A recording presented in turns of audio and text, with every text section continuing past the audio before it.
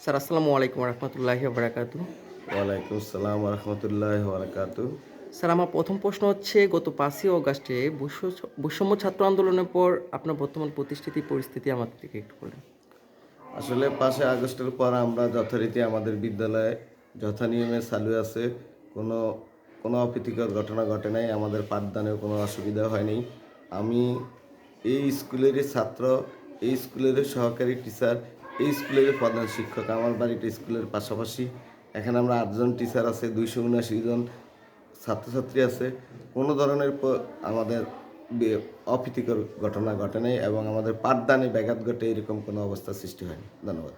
ধন্যবাদ স্যার আপনাকে। আমাদের দ্বিতীয় প্রশ্ন হচ্ছে আপনি একজন সম্মানিত প্রধান শিক্ষক। আপনার প্রতি আপনার সহকারী শিক্ষকদের কেমন সহনশীল আচার-আচরণ এবং আপনার তাদের প্রতি কেমন সহনশীল আচার-আচরণ প্লিজ যদি আমাদের বলতেন। Well done.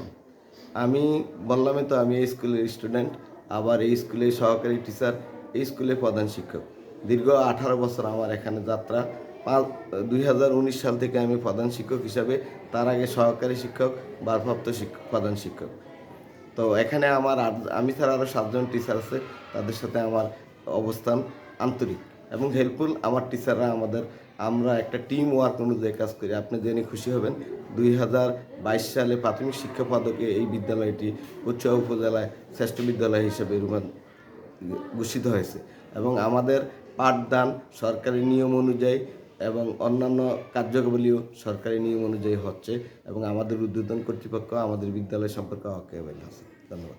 ধন্যবাদ স্যার আপনাকে আপনার মূল্যবান বক্তব্য রাখার জন্য নিয়াজ নিউজ টিভির পক্ষ থেকে আন্তরিক শুভেচ্ছা ও অভিনন্দন। ধন্যবাদ। Thank you.